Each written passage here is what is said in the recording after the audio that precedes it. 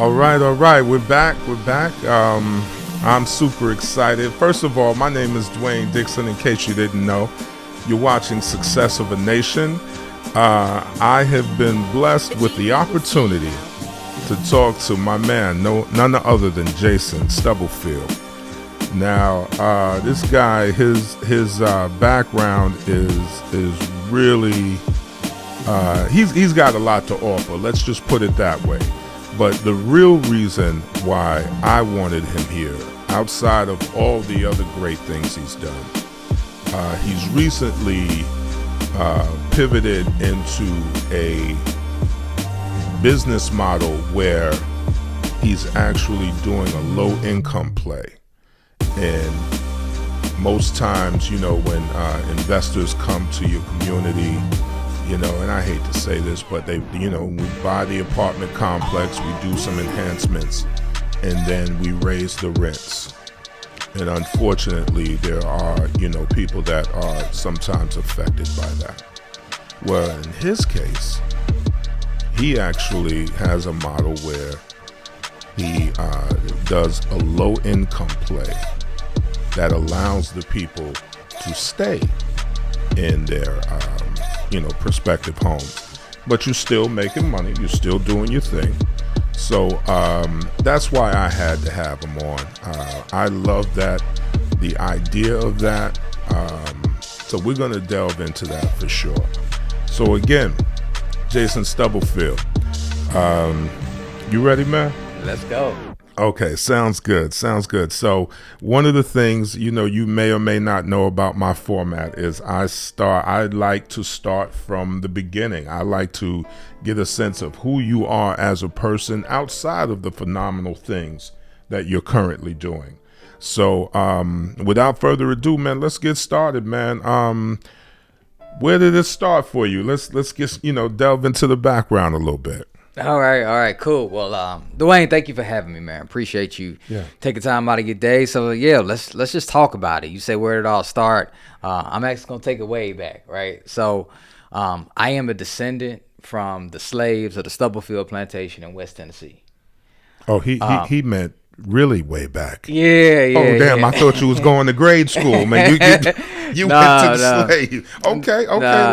Let's go there. Yeah. So. With that, they ended up owning land right after post slavery. Like my great grandfather and my grandfather, they were military men. I spent 4 years in the Marine Corps. Shout out to all the Marines, as well as other service members as well. Yeah, and thank you for your service, by the way. Appreciate it. And after that, I got a degree in software engineering. So I was writing computer code for various government agencies in the Washington, D.C. area. I did that for about 10 years. While I was doing that, though, I wanted to invest. So I read Rich Dad, Poor Dad, like a lot of real estate investors do. Yep. That got the gears turning in my head, like how can I build a portfolio, build some wealth, be able to not just work every day. Mm-hmm. I started with single family, man, and I quickly realized that was going to take me a while. Yeah. So I started looking for other ways to be able to make a living, try to expedite what I was doing, and I landed on multifamily. And once I really wrapped my head around it, there was no turning back. So that's the way I went. And so I'm pretty sure we'll get into more of it, but that's the genesis, really, from the beginning of understanding where my family came from to where I'm at right now. And I guess it's in my DNA to sort of try to own land. Okay. And is that what you were tying into the slavery piece? Absolutely. So after we came out of slavery, my family ended up owning a pretty significant portion of land in West Tennessee. Okay. So that's how I come up and where I'm born in West Tennessee. Oh, yeah. There we go. Yeah. Well, man, no, that sounds great, man. And that's another good thing that I'm taking from that is the fact that you actually learned early, whereas I did not. You said you got into single family, but you realized sort of right away, if I'm not mistaken, or shortly thereafter. Was that the case? Oh no. Oh, okay. I was in it for some years, right? So I probably spent I didn't do a lot in single family, right? Okay. So I bought some homes, I ran out of money, and then I had to take a pause. And then when I came back and evaluated, I was like, for me to do another deal, I got to save up X amount of dollars. How long is that gonna take me? Yeah. And I was like, okay, now I'm doing maybe a deal a year. And the DC real estate is expensive, so I'm like, this is gonna take me a long time. So I was sort of forced to realize, like, okay, this is gonna take way longer than what I cared to take the time to do. Yeah, for sure. Okay, well, yeah, because my story was a little different in that it took me many years. I'm buying houses, and that went well, that went great. But then it dawned on me one afternoon, I'm like, with all of those homes I bought, I could technically just buy an apartment complex in one day and amass the same amount of doors that it took me 10, 15 years. You buy a 200 unit, you already closed 200 doors in an afternoon. So it took me a lot longer than it did for you, but nevertheless, we're both here and doing our thing. So, yeah, man, let's get into it. So what influences do you think played a part in you getting here? I'm big on influence. Your partner, Cedar, came on and talked about his older brother having an influence, as well as, his mother. And, I just think that's important to know as well. You know? Yeah, it's been a lot of them. I mean, a lot of my mentors don't even know that they're my mentors, right? From where I came from, there really wasn't any role models. I didn't look at anybody and say, hey, I wanted to be like them or model my life after them. It wasn't until I joined the Marine Corps where I really started to see people that looked like me that had money, right? Seeing them drive a nice car. And like now realizing, okay, they had money, but not real money. You know what I mean? Yeah, but I never even saw that. Okay. So just seeing like, okay, wow, you could drive a Mercedes and not be a rapper or, drug dealer, something like that. Right. But then as I progressed a little bit, the people that really were influential to me were like Jim Rohn, right? Just the basics that he had about life and having to live well. And then I started just really taking action and seeing people that were living a lifestyle outside of mine. And so I'm just an avid believer that if somebody else can do it, then I can do it if I really choose to. There you go. And so that's mainly what it was. So it's just trying to model my life, career after what I see that I'm like, okay, I want to try to pursue that. Okay. So outside of Jim Rohn, so it was primarily, in what I'm hearing, it was primarily the books that you were reading then that had the greatest effect. Because, I mean, Jim Rohn he's a classic, author at this point, know, and everybody always refers to him. Yeah. Is that pretty much where you got it? Then you mentioned Robert Kiyosaki, of course, with Rich Dad, Poor Dad. Yeah. I mean, I mainly think about those people that pivot me or move me from where I'm at, right? So I would also have to include Dr. Claude Anderson. Once we get into the tax credit deal, him, even one interview that I saw that Tyler Perry did was just one of those moments that you have where you're like, you know what, after you hear something, you're like, you know what, it changes you, it shifts you. You know what I mean? So those interviews, those people, they were monumental, even without even necessarily knowing it. Right. Now, I love that, man, because, I'm the same way. It's like I take from a little bit of everybody. You know what I mean? In terms of, my influences, you'd be surprised. You hear one little nugget that someone drops, which is why I'm such a fan of what I do and having you here.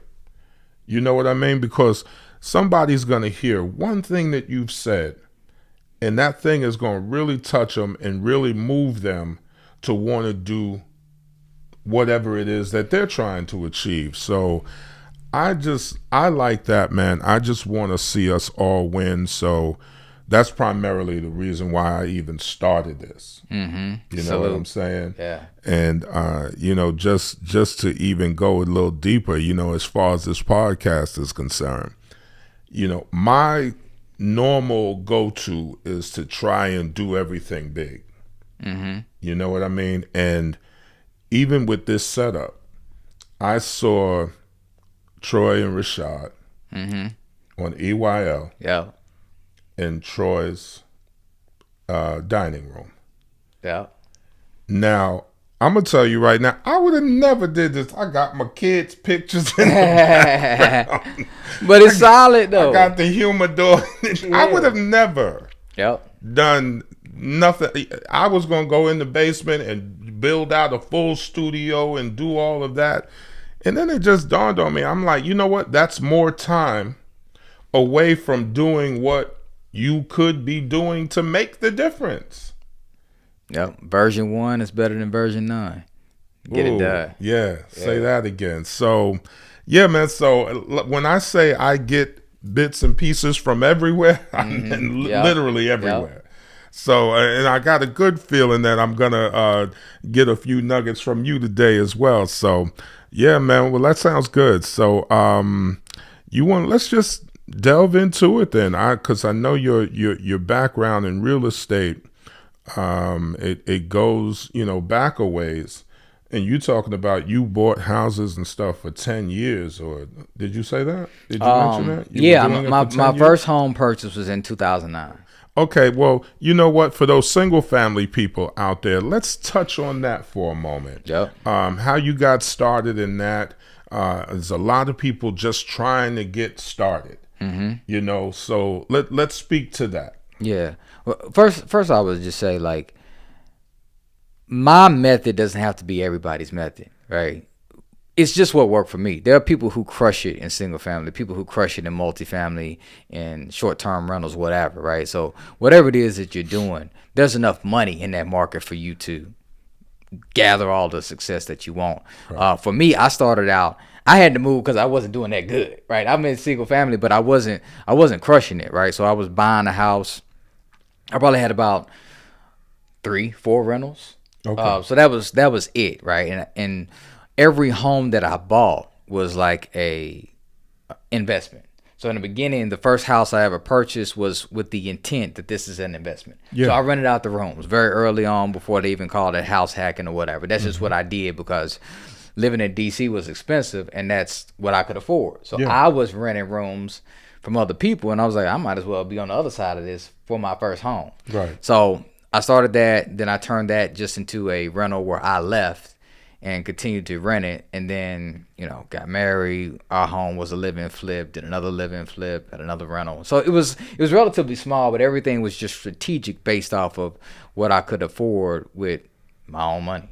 Okay. Yeah. Okay, that's what's up then. So so that being said, you did a few of those.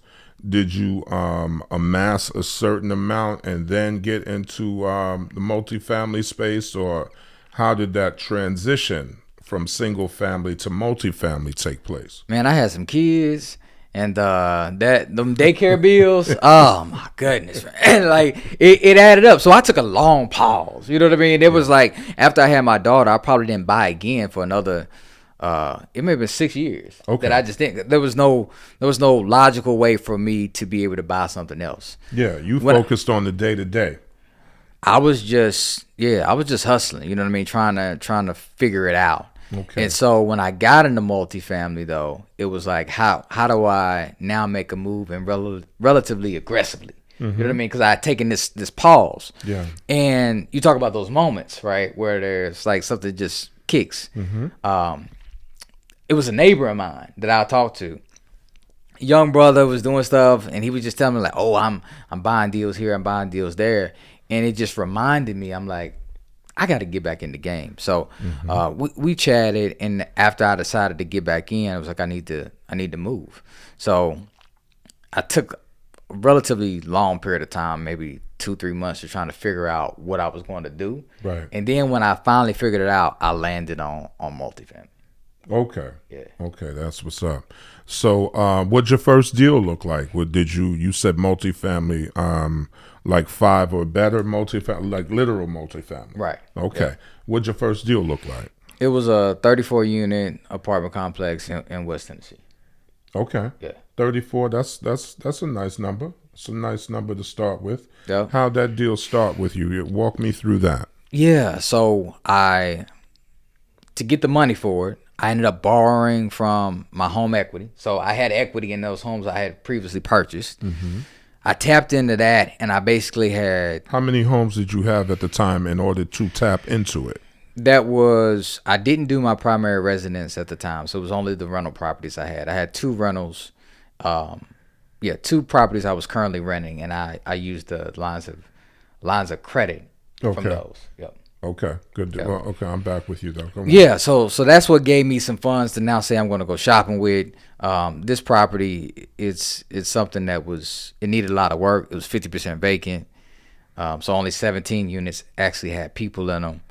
It was something that not a lot of people wanted to touch, but I saw potential in. The potential. So I was like, all right, I went for it. Now, if you bought 34 units, the occupancy rate wasn't that great. That means you had a number of units to get up to speed. And having been in the business for as long as I have, I know there's some hiccups and some obstacles that you encountered with just that alone. Without a doubt. Let's Without speak a to doubt. that. Let's All speak right, to all that. right, let's talk about some of the crumbs then. There you go. So with doing it, there was relatively early on, I realized that this is different than single family and just things that you don't know what you don't know. So I wasn't prepared for it. One of those things was just understanding that just because somebody tells you that they have that many people in their living doesn't necessarily mean that they have that many people in their living, and more importantly, that those people are paying. So when I showed up, did you have the rent roll to? I got a rent roll. Yeah, but they just fudged it and just because a rent roll that's just paper. That's not money in a bank account. That's just numbers on paper. So I looked at the rent roll like, oh, this looks good. I called myself being thorough a little bit and said, hey, share with me your tax returns. But you always got to understand that people on tax returns, they want to lower their income. So you can't really use that as a good measure either. Right. And so I ended up just going for it. And then month one, I'm like, where's the money at? You know what I mean? Like, why isn't everybody paying? Where are my 17 checks? I didn't get 17 checks. And how many did you get, Jason? How many did you get? I don't remember, but enough to be painful. You know what I mean? There was enough missing to be painful. So, and I'm not laughing at your pain, by the way, but I'm just saying I know man. These stories. Yeah, man. It happens like that. So that was one lesson. Okay. Another lesson was on the closing, right? In single family, you don't really have to worry about security deposit, or it's relatively small. You got one security deposit. Here there was 17 of them. And so as we got closer to time to close, I'm like, well, I need to get this security deposit money. And the owner was just telling me, yeah, that tenant in 101, he missed a month, so I don't have his security deposit. This other person, they missed some of their rent too. They did some damage. So he was using the security deposits. Are you in it at this point? I'm in it. Yet? Well, I haven't bought it yet. You haven't bought it yet. So you know there's some nonsense going on. Right. To a certain extent. Yeah. But you're in. You're in at this point. You're like, I'm going to get it. Yeah. So there wasn't anything that I wasn't going to walk away from the deal because of this. Yes. But at the same time, I didn't know the difference between commercial. So there was nothing in a residential lease, and I used a residential agent to go buy this deal. Oh, okay. There was nothing in our agreement that said, here are the security deposits. Yeah. So it was relatively ambiguous with our contract what to do about that. So as the owner, and we're talking about thousands of dollars. So as the owner was just like, no, I used that. That person's security deposit went here. I just had to take it. You know what I mean? I couldn't really do anything about it. Yeah. That's number two. Yeah, that's a good one. Let me just chime in on that alone, because I think those are very important nuggets that you're dropping. It is so important to critique or take those numbers that they're giving you. And it's already understood that the pro formas that they give you, those are always going to be skewed towards the seller anyway. But we just lost a deal over in the Briarcliff Emory area. And it was for that very reason. Turns out they were inflating the numbers to make it appear as though the property was more valuable than it was. And, because in this particular case, it was 84 units at around, roughly 20 plus million. So that wasn't even an option to try to mess with that at all, if you know what I mean. So had to wind up stepping back from that one because number one, the you expect it to a certain extent, but the trust level was broken, and then also on top of that, the amount of money was so egregious that it was just like, nah, we out of here. The investors were just not, the other GPs just weren't really with it either. So I say all that to say this: it's so important to really, during that due diligence process is where all of this stuff started to come out, and we've got drones flying overhead looking at the roofs and seeing what roof the plumbers are putting the scopes through the drain pipes to make sure there's no leaks and so there's a lot to it that a lot of people don't know about. And I just wanted to speak to that because that's certainly something that you're not the first to fall to and won't be the last. Unfortunately, yeah. Due diligence is real, right? Yeah. You definitely have to put that as a complete process. For sure. Because you can get burned. Yeah. So was there a third one? I just wanted to. I'm gonna have to wrap it up because I could keep going. But let me just drop one more. Yeah. So I had a business plan, and that business plan was to, it was 50% vacant. So I was like, if I just renovate it, I want to say maybe 8 units. I think renovate 8 units. That's gonna give me high enough occupancy that I can go through a refinance, pull my money back out, go buy another deal. Oh, it was beautiful. I was gonna crush it. Right. What I did not prepare for was people moving out. Never occurred to me that those 17 people, for one, would not be paying, and for two, would leave when you asked them to pay. Yeah. So I would renovate like a unit or 2 units, and then 2 people would leave. 2 people leave. So I'm staying at the exact same place. I had a limited amount of money though. So I didn't have enough money to go through. My whole plan was to refinance and get more money to put back in it. Okay, so you didn't go hard money where they gave you a budget for your rehab and stuff? I didn't even tell you about how I got the loan because I didn't know what I was doing to get the loan. I was just trying to find somebody who would finance me. I probably got refused from 8-9 lenders. Okay. So when I found a lender who said, I was just like, I didn't even know I could go to them and say, give me the repair budget too. So I'm working with my own money trying to repair this thing and running out of money quickly because I can't move, right? I can't keep putting in people into units and I don't have enough money to renovate more units. Yeah. Yeah. Wow. No, that's definitely a bind, man. Yeah. So how many people wound up leaving? I mean, the good side, and I'm literally sitting here trying to look at the bright side. The good thing is that you now have 2 fully renovated units. So whereas you didn't have that before.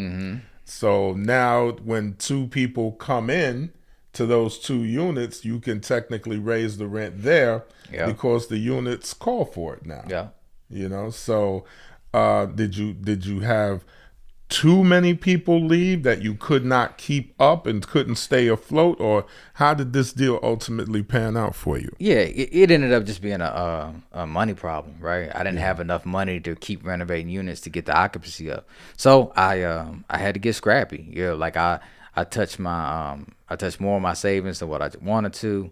I had to dip into 401k. And you're still in IT at this point, right? I'm still software developing. So I'm just trying to grab money how I can to get me enough money to go renovate another unit. Okay. Yeah, so that's what I was doing. Yeah. Wow. Yeah. So that's definitely a lesson to be learned there. I mean, I guess, I'm a glasses half full kind of guy, I guess, because I'm sitting here thinking, damn, it was a blessing that you would in IT and not on the assembly line. God Yeah, you know, yeah. that sort of thing. So I'm sure that the fact that you are an engineer sort of maybe gave you it's never good when you delve into your nest egg. Yeah. That's for sure. But you probably had it a little bit more so than the next guy, would you say? Yeah, it was set up, and it wasn't like there was a large amount of money in the bank account. I mean, I was like, what I got in my 401k, okay, I'm pulling that. You know what I mean? And Oh, you went there. oh yeah, that's what I had to do to make Okay. it because man, Okay. them kids and daycare bills. I'm telling you, I was making money, but it was tight. Okay. I understand. So I understand. yeah, I mean, it was mainly just trying to get scrappy. Hey, how can I do it? And I refinanced the property multiple times. So lender fees ate me up, but I had to do what I had to do. Oh, Right. So wow. I would Okay. get there enough, take it to another lender. Hey, what can you do? We can give you, $30,000 more, right? Yeah.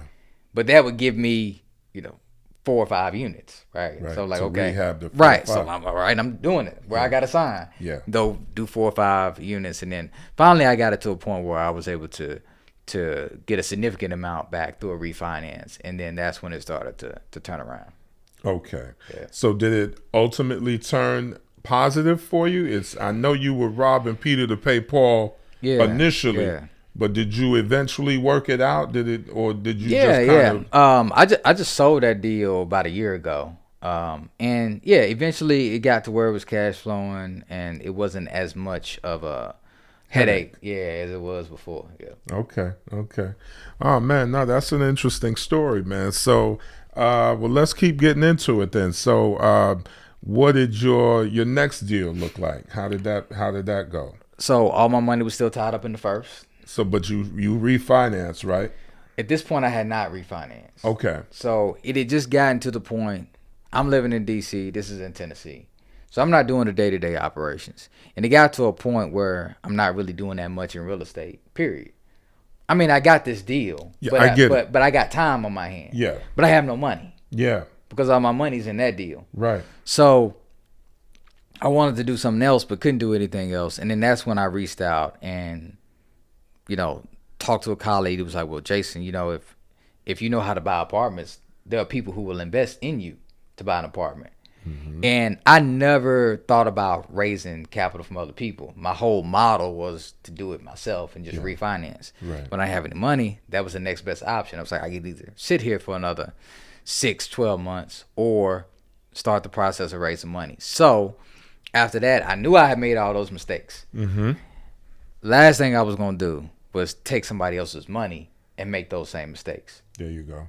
So I was like, well, who's going to help me do this, right? Who's going to be the person to look over my shoulder so I don't screw other people's money up like I did my own. Mm-hmm. Yeah. So I found a mentor, learned how to raise capital, the legal way to do it. And my next deal was The legal way. Yeah. You Because sound like you was out there slinging or something in order to get it. What do you mean the legal way? Well, yeah. There's a lot of laws that you can't just. Okay. You mean with SEC regulations? Right. SEC attorneys and all of that, right? Yeah. Okay. Exactly. I got you. So doing it the right way. Yes. With that, I found somebody to look over my shoulder, and my next deal was a 48-unit apartment complex. In my first syndication. Oh man, that's great. Yeah. And this was also in Tennessee, or it was in Kentucky. Kentucky. Yeah. Okay. So now you're syndicated. Correct. Yep. Now you're raising capital. Correct. How did that go for you? That's not an easy thing often. But did it work out for you? Was it a breeze or what? Nah. It was it was a struggle, man. Like grinding all my life, man. I guess that's the story. You know what I mean? Put that out. I felt those lyrics. That would be the thing to start us off with. Okay. It didn't, right? So I had the ability to find a deal. I found the deal. Yeah. I had done no work when it came to raising money. Okay. I found the deal. I went through the due diligence, and I was like, okay, now I got to close in about 30 days. Let me go get $500,000. And let me just go get that. That's easy enough, right? Oh man, what was I thinking? But anyways, I thought it in my mind. I'm like, okay, I can raise the money. I never done it before, but I just thought that I could do it. And then I did, and I started off. It started well. It didn't end well, right? You tap into your IT friends a little bit, but they weren't showing me no love. Okay. Okay. It was few and far in between. That mentorship that I belonged to did have somebody else who was in there. So now, whose program is this, by the way, we're talking about? I'll put him out there. His name is Charlie Dobbins. I haven't heard of him. Yeah, he's an attorney, real estate attorney. So you mean like a literal man? I thought you meant like you joined the group, like Rod Cleef and. Well, yeah, this is what he does. Yeah. Oh, it is what he does. He has a group of mentorship, and that's where I started at. Yeah. Okay. So I was in that group, and being in that group, you're around other people who want to do the same thing. So I got a guy who was early on. He was like, "Hey man, I'm coming in $250,000. Now I only needed $500,000," and I was like, "This is gonna be easy." You know what I mean? I got it. Right. And then I had a handful of other investors, and I thought I was okay. And long story short, as I get closer to closing, that guy for $250,000 pulled out, goes down to $100,000, and eventually goes out to zero. Oh, he did wind up pulling out? Yeah, he did pull it out. So now I'm left weeks before closing, needing, I don't know, $350,000, something like that. I needed a good portion of it. So yeah, that was troubling, to say the least. Yeah. So what did I do? Right. It was extending, right? So I had contract extensions, which cost me money. Absolutely. So I had to pull money out. So I'm more into the deal at this point. Still nervous about where the money's going to come from. At one point, man, this is the beauty of having resources and a solid woman, right? So I went to my wife and I was like, I just looked at it. I was like, what can I do? Can I just close this deal? Period. And I can raise the rest of the money later. And your wife is not even really in real estate. My wife, like that, right? She ain't got nothing to do with this, right? I mean, she knows what I'm doing, but she's not really involved. But you was just at your point, baby.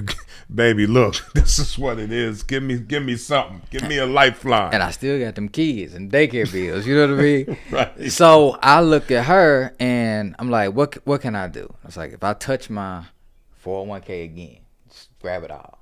If I empty out the savings, and that still ain't enough. But if I can get her to go into her 401k, right, now we can put it together and just close the thing. And I'm like, if we do this, trust me, I'm gonna pay you back.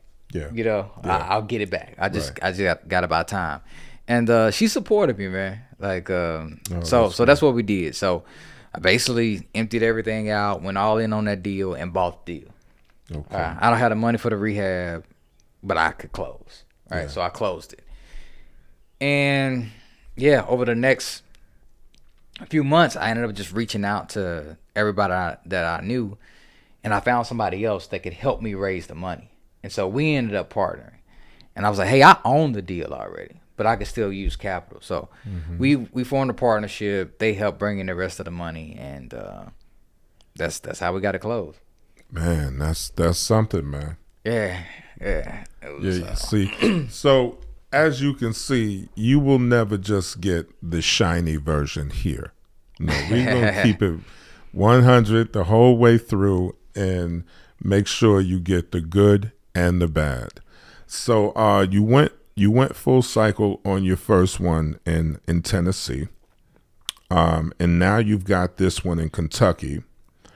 How's that one working for you? Do you still have it, or have you just continued to turn and burn? Too. Yeah, we exited that one too. Okay, yeah. Good deal.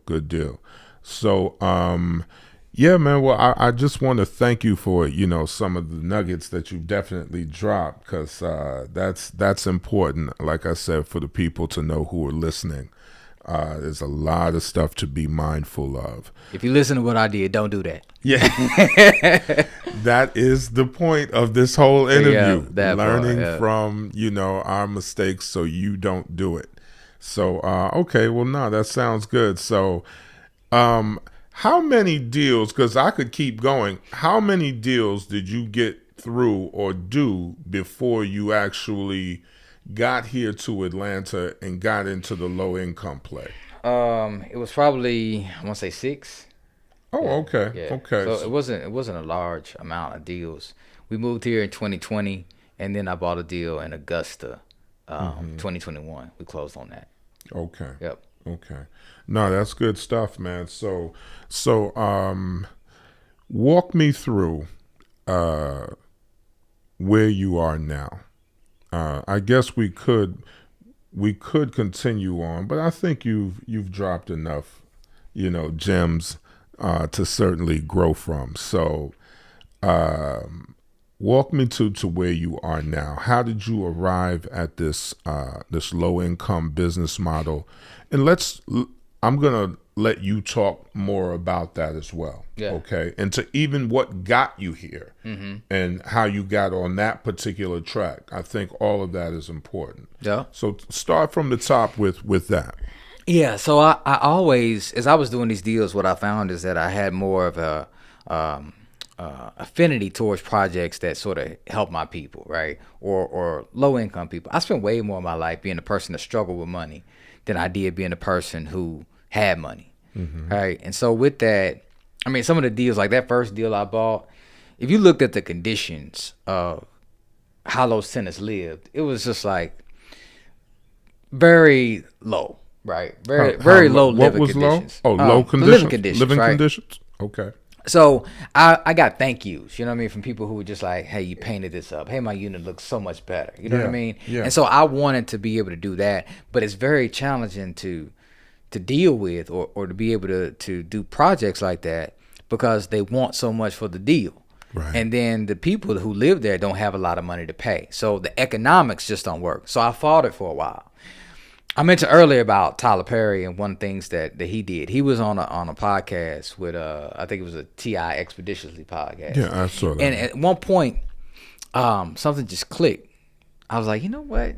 Tyler Perry made all his money just from within his community. There's not a lot of other people like going to see Tyler Perry movies. That's right? true. That's And, true. and so I was like, well, why am I trying to do something different then? Why not just focus on where I come from, what I know? And so at that point, the models, like, where are my people at?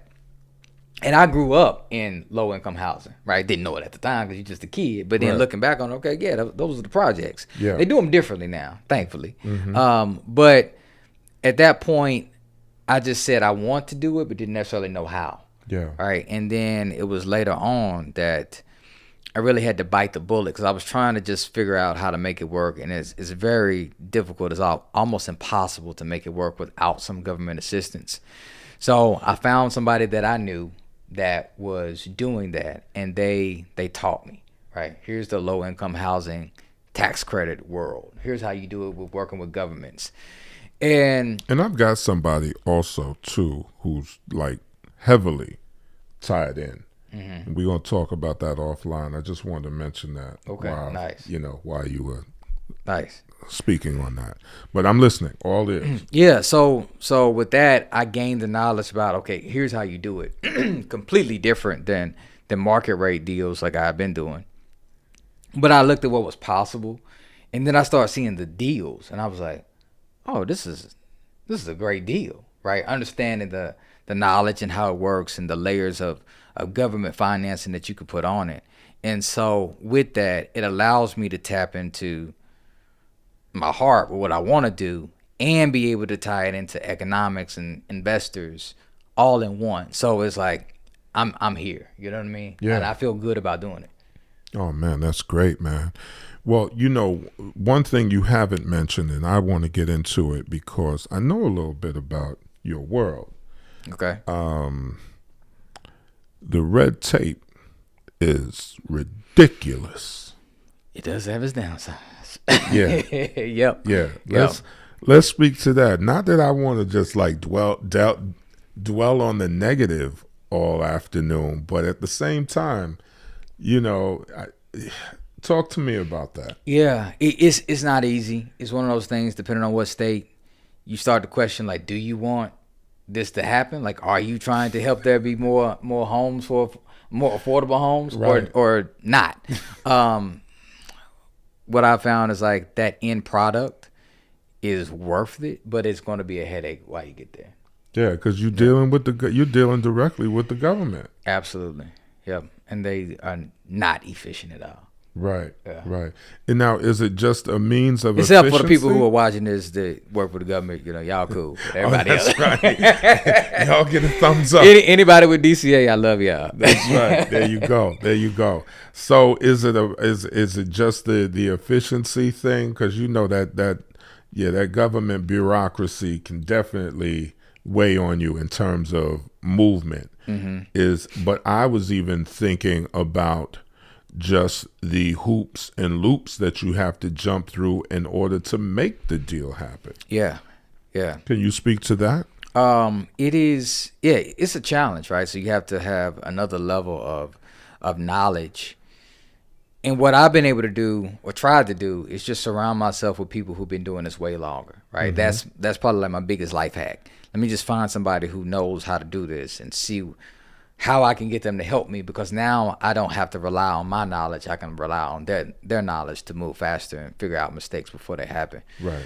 That's mainly how we got this first deal done. It was me having a limited amount of knowledge and then just being able to figure out along the way, okay, here's what you need to do in order to make this happen. Yeah. Yeah. Okay, so for those of who don't really know about it, explain a little bit about that process and what it takes to go that route as opposed to, what we do on a daily day. You'll go the JV route or the syndication route and so on and so forth. Yeah, I'll try to keep it simple, right? Mainly when you're buying a market rate deal, you got debt and you got equity. Debt, that's going to be from your loan officer. Equity is whoever you're getting the money from. When you work with the government projects, it's going to be debt, it's going to be some equity, and there's also going to be a government entity that has various stipulations on who they work with, how they work with you, and you have to check all these boxes. Is it hard to check those boxes? It's extremely hard to check those boxes, especially when I don't know how they do it, but it varies on your state. One of the things we saw was like, you have to have so many deals that you've done with the government before you can do a deal. And I'm like, well, I'm new, so how am I supposed to have deals that I've done already? Your heart is in the right place, and they still exactly. Yeah. So you have to figure that out, right? That's not easy. And then just knowing the right people and trying to get connected. So it's a whole nother world with how that works. I thought I knew real estate, and then when I started getting into tax credits, I realized that there's a whole nother world of real estate that doesn't exist to the public. Yeah. But again, being able to do it, being able to provide adequate housing, nice housing to people for a price that is affordable, that's the reward of going through it and being able to jump through the hoops to work with the government. But it's not easy, man. Yeah. Now, you mentioned them having this stipulation that you have to have done a deal with them before you can do a deal with them. So just from my experience, I mean, you didn't speak to it, but I'm thinking that you would probably just partner with someone who has done it. So now you're on the team. Absolutely. Yep. Okay, so that's how you got over it? Yes, it is. Okay, Yep. good deal. Well, yes and no. Okay. I'll say this, right? So the way we do deals is that we just buy the affordability after it's already there. What does that mean? Speak to that. So somebody else went and jumped through the hoops with the government. It's a 15-year term. At the end of that 15 years, they put it on the market so that anybody can buy it, but it has income restrictions attached to it. So you pick it up after the term? I pick it up after the term. Okay. Yeah. So at that point, it's not, there still are some hoops to jump through, but not as many. Okay, that's a good Right. thing. So that allows us to have ownership, and then we can take that ownership and then try to reapply with the government to make the project even better or to extend the period of its affordability. If that makes sense. Yeah, for sure. So Having said that, do you still have a value add play? I'm assuming. Um, do you come in and raise the rents, or I'm assuming you have to do that too. I'm looking at how we do it versus you doing. I guess the caveat is you're not just going $200 a month, in excess of what they're already paying. Yeah. I'm assuming that's it, but speak to that. Yeah. So the way it works with us is like the government puts in restrictions saying that you can't rent this property for above this amount. Okay, Right. so there are limitations to begin with. Right. And that's what they call affordable. There right? you go. Which is There you go. affordable, That right? So makes those sense. limitations are already there. So a lot of people, they don't want government telling them how much they can charge for their property. They're out at that point. What we found is that a lot of these owners, they're builders. Like they originally build the project. So they build it and then they go on and they build something else. So their business is in the building of these properties, not necessarily in the management and operations of them. Sure. We're in the business of managing, operating, and owning. So what we found is like we can look at these deals and there's still room left there, right? So it's underneath, the rents are underneath the maximum, but there's still a delta there and we can capitalize off of that. Okay. Right. And then also in operations, we could trim the fat on expenses. And so that's our model going forward. Okay. Yeah. No, that's good stuff. Are you buying directly from the builder then, or the builder is long gone at that point, right? No, the way these are structured with the government is that it's a public-private partnership. So the government and the builder and the lender are all together for that 15-year period. Okay. After that, there's a breakup. Okay. And but the restrictions of the property are still there. Okay. Right. But now the builder is like looking for somebody because Builder's like, hey, I'm done. He doesn't have the resources, nor does he want to have the resources. That's not his lane. Right. Some of them you can refinance. I mean, they own these projects for 10 years. Yeah. Sometimes you can even get out of the rent restrictions and they sell those properties and do very well. Right? Okay. But sometimes they get out and depending on how the contract was initially established, those rent restrictions are going to be there. So they basically sell it for as much money as they can get. Okay. Right. And they walk away with a nice payday. That's what we buy, and then we look for our strategy with that. And that strategy could be just do a basic value add, keep these rents within the restrictions. Or it could be, let's go try to work with the government again, right? Let's remodel and make this property like brand new again for another 15 years. Yeah. Or we could do a combination of the two, where we try to value add for a year or two, and then we attempt to work with the government. Maybe we do, maybe we don't. Okay. Yeah. So you've got some options there. Yep. Oh man, that's good stuff, man. So I'm just thinking about all that you just said. That was really key because a lot of people don't know about that side of it, So no, I appreciate that. Having said all of that, is there something that stands out that you would really encourage someone to watch out for?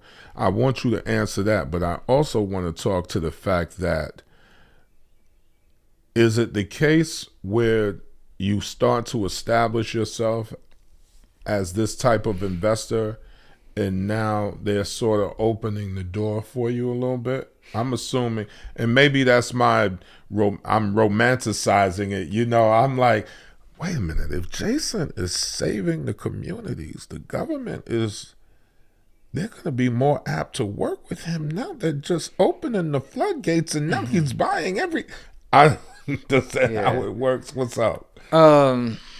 Nah. I haven't. You think that I was romanticizing. Yeah. I wish, Brad. I like to romanticize it too, but it ain't happening, man. There's no love in the streets. It's oh man. What I found no love is in the heart of the city at all, right? What I found is like there's a lot of talk about it, and I think that there are people that are trying to do good. However, it sits behind these barriers and sort of getting to it, whether that be the funding or whether that be the stipulations or qualifying for the programs, whatever it is, it sits behind those gates and it's guarded, and you got to figure out a way to get through it, right? That's the fun though, right? And I feel like I got the heart and the team to go ahead and figure that out, and so hopefully we get there. Yeah. To where the floodgates are open and we say, okay, we can do these deals quickly and turn them over. That's where we're trying to go. But it's not like nobody rolling out the red carpet for Jason Stubblefield. No. No. Oh man, I just knew when Cedar told me about this model, I was like, yeah, I ran with it. You know, I'm already seeing you at the mayor's ball. Yeah. Not yet. Because they're like, hey, he's one of us. You know, he's helping the community. He's helping our the people of the community remain in their homes. This is a win-win. Let's give him that one over on, and the other one on. Not quite. Eventually, but I say that it could happen eventually, but no, it's not like that. Okay. It is political, right? That but it is.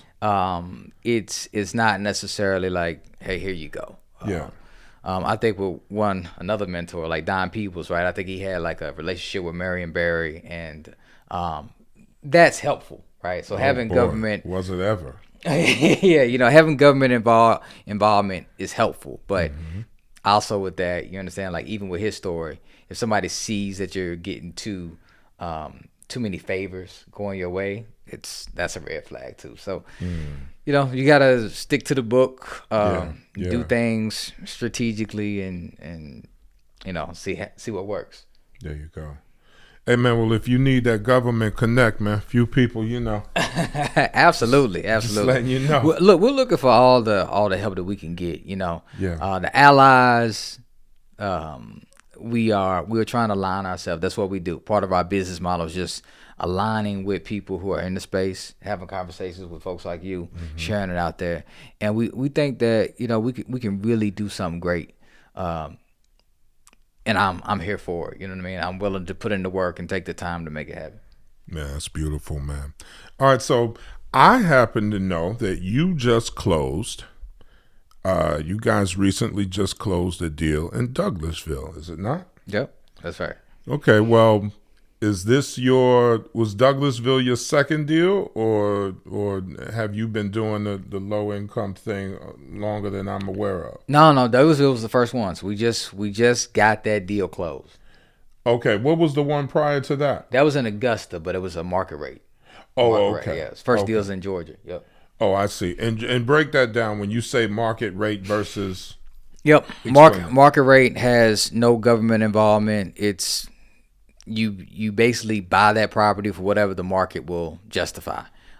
Whereas low income housing tax credit or government involvement is not market rate, and that usually has some sort of government stipulation, rent caps on it. There we go. Okay, I just wanted you to elaborate on that a little bit. Yep. So this Douglasville deal, congratulations, by the way. Appreciate it. Yeah, man. How many units? There's 100 units. 100 units. Okay.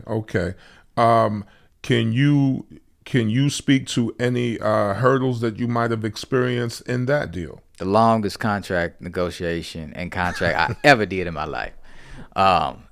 Nothing should take that long. Babies were born by the time that we had that thing under contract to close. What does that mean in terms of time, though? How long did it actually take? It was about 10 months. Wow. Yes. Yep. Okay. I got tired of talking about it. People are like, you doing that deal? Like, yeah, I'm doing that deal, but give me time. Yeah. I've been in that situation where, you almost hesitate to even mention the deals at this point, because you're excited initially and you're talking about it, and inevitably somebody's going to come. So whatever happened didn't go through. Yep. And I'm just like, you know what? I'm going to start keeping this thing to myself. Right. Need to know basis. Right. Hey. So I don't even have to go there. Yeah. Long contract situation. Huh? It was. Yep. Okay. Was that probably the worst aspect of it? There were several things that were affecting this deal. For one, we had the interest rate change. Right. When we initially went into the deal, interest rates 3%, 3.5%. So we had something very attractive. that changed. Yeah. So then we had to change the deal with that, and then going through that government process because we're the first time owners of a government sponsored project. So we had to get approvals. And then there also was First time owners, I thought you brought somebody on to not be seen as a first time owner. Yes, okay. no? Yes, is right. So we got to get into the weeds a little bit for me to explain that. So when I go back to work, when we go try to reapply for a new effort with the government, right? Then we have to fit those stipulations. To just buy it and own it, not as stringent. Okay.